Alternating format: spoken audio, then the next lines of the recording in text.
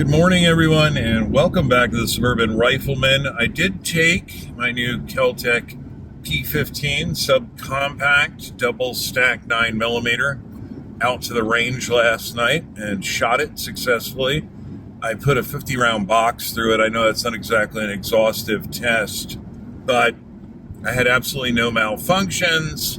I only showed 20 shots on camera because it's kind of come to my attention that people are annoyed when you show all of your shooting. So I'm going to try to scale that back a little bit, unless somebody says otherwise in the comments section. I had no malfunctions. The pistol operated perfectly. It was a bit snappy. Lots of muzzle flash, but I was using fairly hot ammo. It wasn't 9mm NATO level or plus P level, but it's pretty spicy IPSC ammo, and so I had a fair amount of muzzle flash.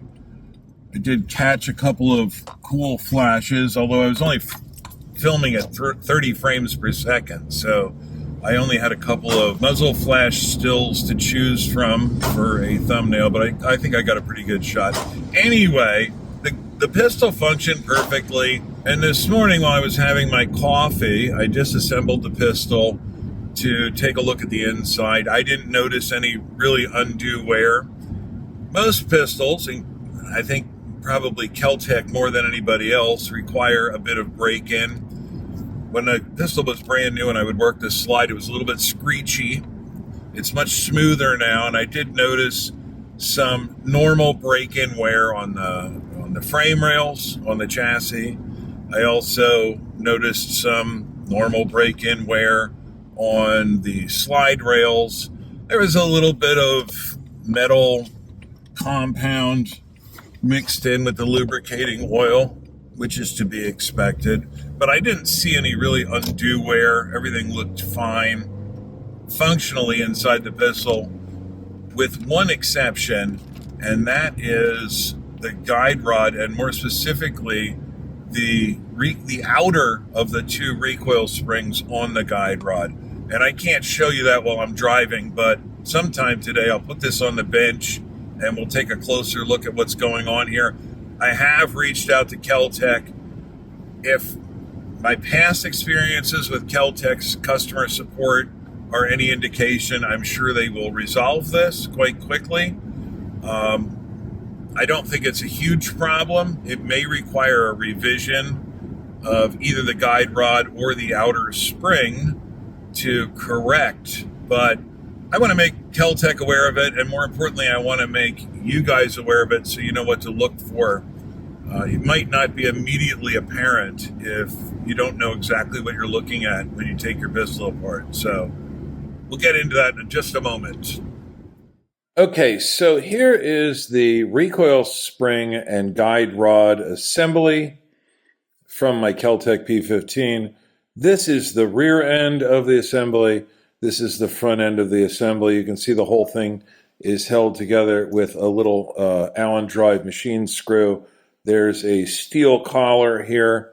I believe the guide rod itself is polymer or maybe aluminum. And we've got an inner recoil spring and an outer spring. Now these dual spring systems are nice because they soften the recoil impulse. They give you a little bit more resistance, and they allow you to have a somewhat shorter overall length of travel while still giving you an acceptable amount of resistance. And these are used in a lot of pistols nowadays. Not exactly like this one, but very similar to this one. Most major manufacturers are using captive systems now, so when you're disassembling your pistol, you don't have the parts flying around all over the room, and dual spring systems are just arguably better than single springs. Unless you have a very long guide rod, you might not need a double spring. Now, as you can see, the springs, as I said, are captive, and when the pistol is assembled, this end of the entire assembly is also captive. It's captured inside the dust cover on the bottom of the front end of the slide, and this end is captured in a recess in the frame, or in the case of a modular pistol like the P15, in a recess in the chassis. So I don't know that the problem I've discovered really could get much worse than it is now. I mean, I don't know that the spring could come completely out, but this is the problem that I discovered. You can see that due to the diameter of the outside spring, it's actually managed to worm its way over the end of this breech end of the guide rod and has started coming loose. It seems actually as though the spring is somewhat expanded here. I don't know if it's deformed. I don't know if this is normal or not, but it's definitely something to keep an eye out for because I have not seen this highlighted in any other reviews. It didn't do the same thing up front, but I can tell you that this end of the recoil spring in the front is definitely proud of this steel collar that's supposed to keep it compressed. And if I just flick it with my thumbnail, I'm not going to do that, that will pop right off as well. And again, I don't know if this is a huge problem. It could be eliminated, I think, by simply slightly reducing the diameter of this outside recoil spring to keep it from being able to pop over either end of the recoil spring assembly. Now, I did contact Kel-Tec, and they got back to me immediately. As it was no surprise to me, Kel-Tec's customer service, again, is very good. And they are sending me a new one of these. And they're also sending me a return envelope so that they can evaluate this one. As I stated in my video yesterday, Kel-Tec is really good at making revisions on its pistols to make things better. And if this is an occurrence that isn't unique to me, it may serve them to make a revision to the design to prevent this sort of thing from happening. But once again, Kel-Tec, and Kel-Tec's great with their lifetime warranty. You don't have to register for the warranty or anything like that.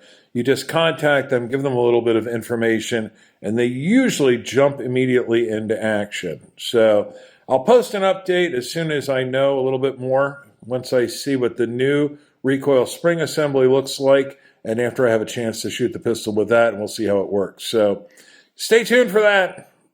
Later, guys.